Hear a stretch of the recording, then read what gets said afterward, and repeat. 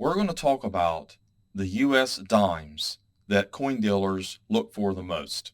Now, we're also going to look at a few Mercury dimes, Roosevelt dimes, and a Barber dime that I have. And we're going to talk about full split bands, full bands, and also FT, which is full torch. We're going to look at Mercury dimes and Roosevelt dimes to try to determine if you have the full split bands or not, how to determine that, because they don't always follow the rules that they have outlined for that. But we want to look at images of it because some of them are worth a lot of money if they have the striking designation on them. But there are, like I said, there's 3 different versions of that we see on labels. We need to talk about those. We need to talk about how much they're worth, and we're going to take a look at that. So I think it's very important to know. A lot of people buy Mercury dimes and Roosevelt dimes, and some people do like to send some off for grading.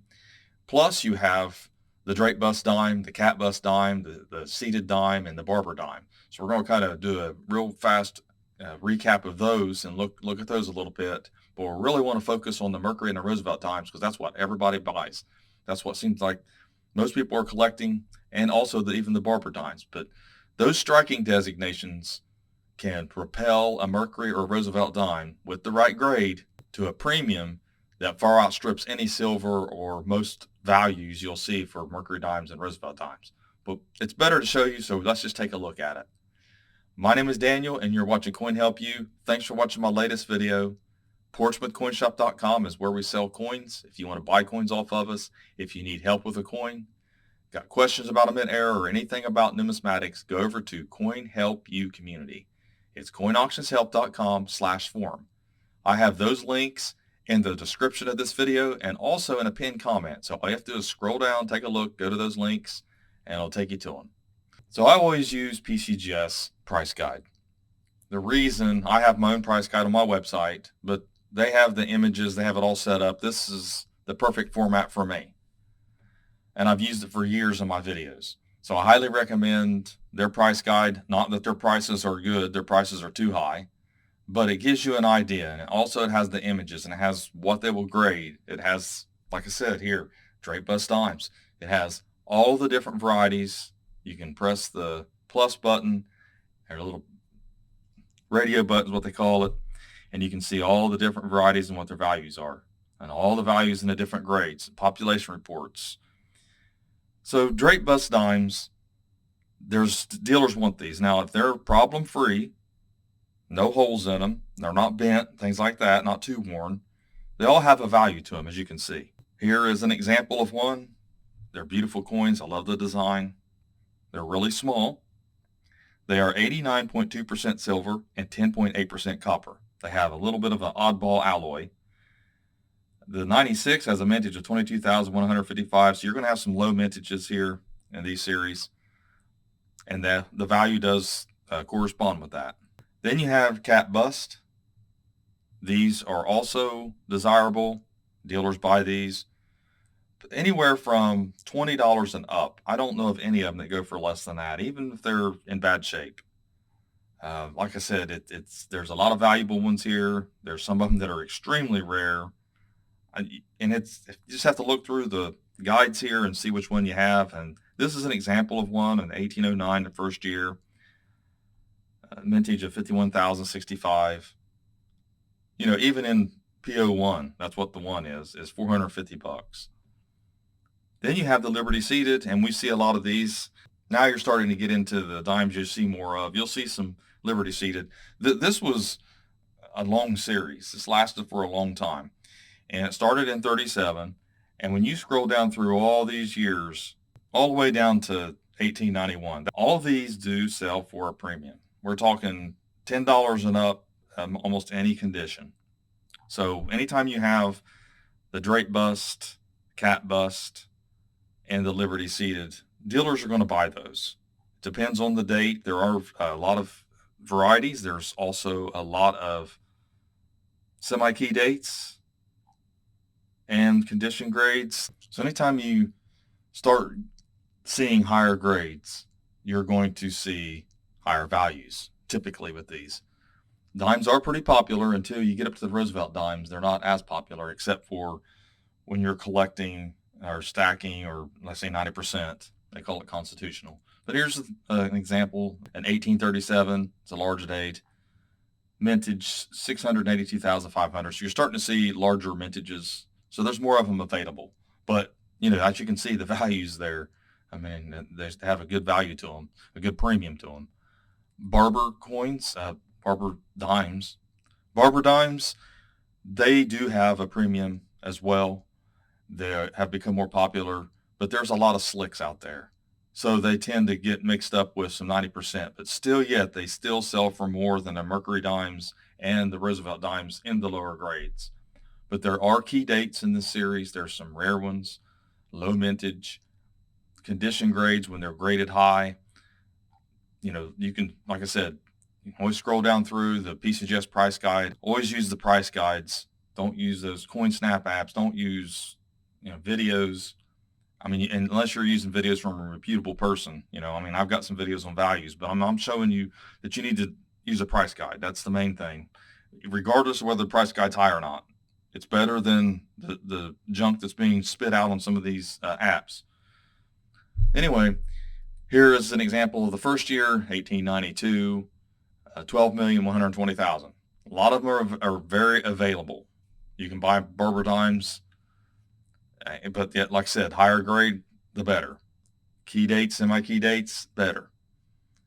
But you can buy slicks all day long. They're pretty common, especially after 1900.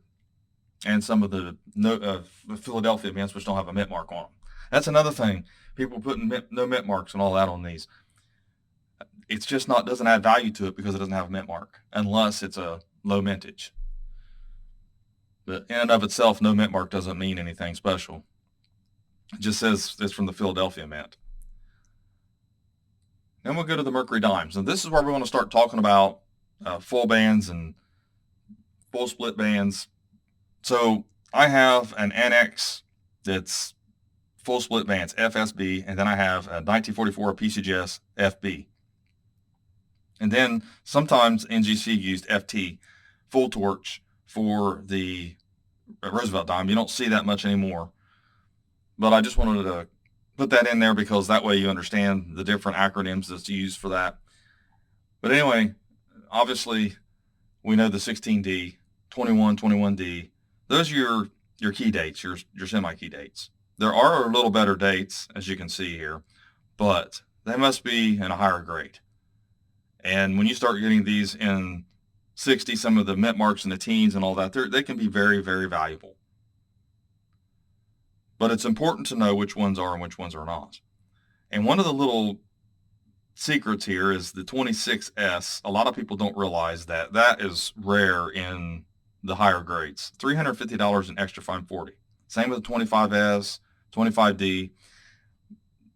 And then if they have full bands, they're worth even more. So it's not just because you have full bands, full split bands on your Mercury dime that make it valuable. It's the same thing with the full steps on a Jefferson nickel. It has to also have that grade too. If you have the grade in the full split band designation, the right combination, the right grade, then it can be worth a lot of money. Also, date and mint marks. Some date mint marks are not well known for, or are kind of rare with full bands.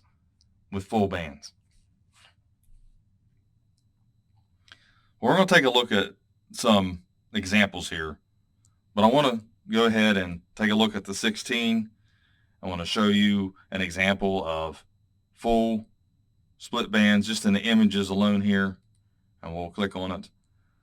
So this is what they designate as a full split band.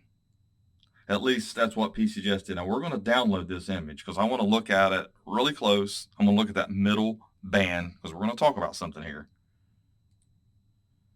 So you can see that the whole line all the way across there, except for right in here, it looks like it might be a little questionable because there's a contact mark that kind of obscures it. But we're looking at a striking designation here. Usually contact marks can't obscure it too much. I think this one's okay, but you want to turn it in the light.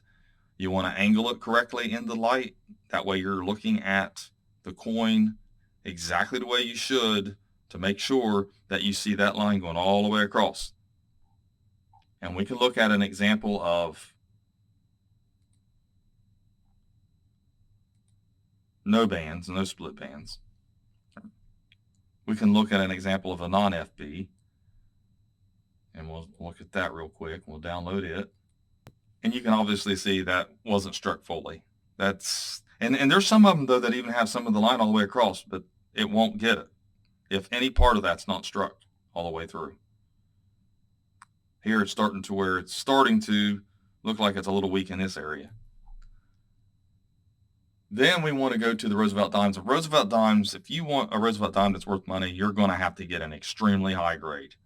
They are so common, even with full band lines, full torch.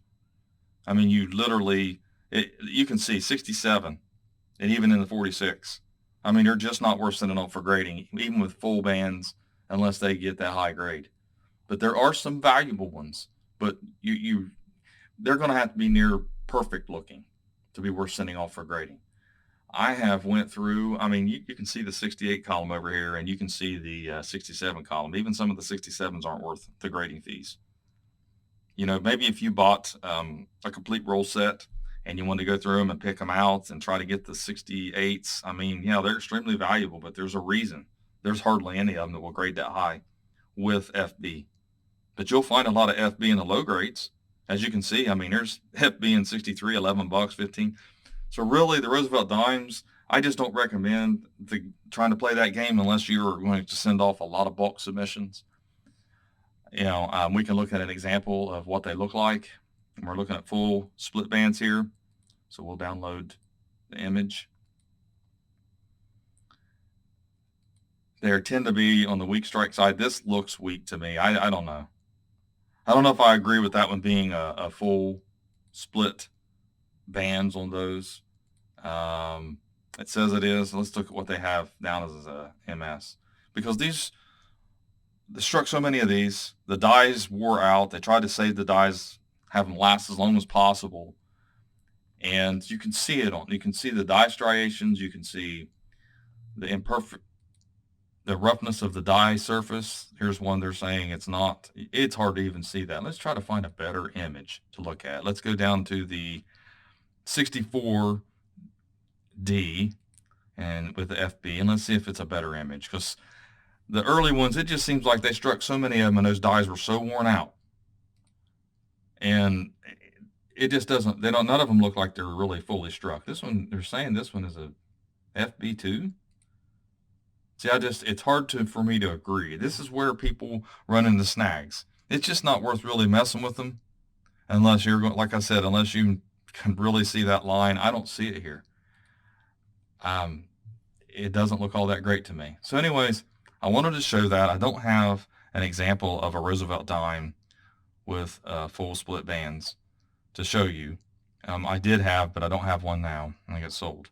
But anyway, that's a beautiful dime.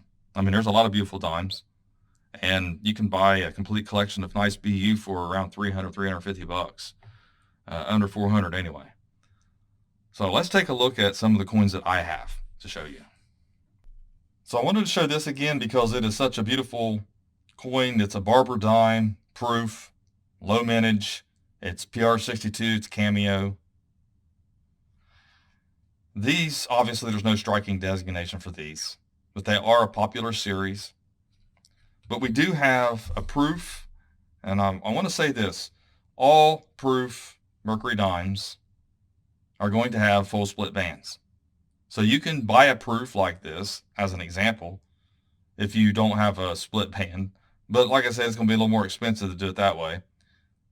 But the best thing to do is to buy an actual full split band common date that's not worth a lot of money, maybe in the lower grades. That way you can determine. You can see the bands even there. The middle band is the one that's problematic on these. I have a 1944S and 66, very high grade. Now this I cherry picked and sent off along with this one. One of them got the FB and the other one didn't. I was trying to get 66, 67. I wasn't trying to get full split bands on any of them. It didn't matter to me. I was just trying to get the higher grades because they were such nice coins. And then I have one that's FSB. Don't want to get it confused, but different grading companies in different eras use slightly different acronyms for their designations. This is a nice coin too. It's a 42S. But we're going to look at these under the microscope. That's what we're going to do next. We're going to look at these really close at the bands on these and talk about them. Obviously, you don't need a microscope to see if you have full split bands. I mean, 10x, 5x loop is plenty, because if you can't see it with a 5x, 10x loop, then it's probably not going to be full split bands.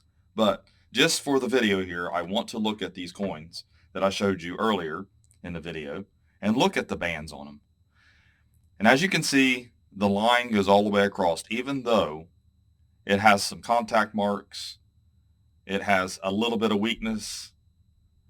Sometimes they will not designate this as full split bands. And I'll show you an example of that, because I have this one and it looks very similar to, but just on the left-hand side, you can tell that it's a little too weak. I think it closed off just a little bit, maybe from contact or a weakness of striking and fill the die cavity completely. So it didn't get the designation. Even though you can still see part of the line, it just edged out of being called full split bands, or FB. I say full split because that's very important. It used to be FSB. Now it's just FB of PCGS. I have the FSB, which is the annex holder here, and we'll look at those, and we'll look at those the bands on that one. And so you can see these are not really, I almost call these full bands. It's kind of hard to say full split bands, because what do you call something that is even struck better than this? Because we saw examples and images where they look better than this. So these coins have probably been in bags and rolls, maybe got some roll rash. Maybe that's part of the issues here. That'll happen. And that can also help impede the way they look as far as being split. I do have a Roosevelt dime. Now this is a 1996 W, and this is just a perfect example of a coin that is just a lot of die deterioration. Those are die striation lines. You can see that metal flow, cold metal flow. You can see the bottom band is not full, but the top one looks like it is. So it didn't get the designation. It did receive Mint 66. Now I can tell you, just as grading is concerned, this coin does not look like a 66. Now it's in an NGC holder. We are looking under magnification, so you're seeing marks that you wouldn't see with the naked eye. But the bottom line is that you can send off 100 of these and get different grades, and then look at them and think, oh, wow, you know, why did that get that grade, or why didn't this get that grade? You'll see that all the time. There's various reasons for that. You got to look at both sides. You got to look at the rim, those kind of things. Sometimes they even consider early die state, late die stage, how well it's struck, and things like that. And then sometimes luster comes into play because eye appeal, but sometimes luster or toning can hide some of the marks and then get a higher grade. Like I said, it depends, and it's not consistent, not 100% anyway. But this is an example. This is another one. This is 66. Now look at and I'll show you here. It says 66. But look at the coin itself. I mean, look at the cheek. Look at the lack of marks. And yet you got that Roosevelt dime that is just all beat up. And why did it get the grade it got? That's one of the questions you have to ask yourself, I think. Another thing is, here's the 62. And to me, the 62 looks better than the 66. Not the Mercury dime, but I'm talking about the modern Roosevelt dime. You know, so, I mean, these coins are older. They were handled more. They've been through a lot more. You would think they would get a little more leeway than a Roosevelt dime that was put in, you know, I mean, first West Point Mint, though, but still, there's a lot of marks on that coin. It's hard to ignore that. I see this stuff all the time. But I want to harp on the grading services. Like I said, we all know how to fix this. It needs to be more computer aided. It doesn't have to be AI. We actually have technology that can detect marks on surfaces and abrasions and count them. And we don't even need to have anyone to interpret that, or as far as a computer program, but a computer program could help with that. And But anyway, that's another video. So I wanted to share this with everyone about the Mercury dimes, if you have full split bands or not, and what they look like. Hopefully this helps you a little bit, helped you with some of your dime values. Thanks for watching my latest video. Please like, share, and comment, and have a great day.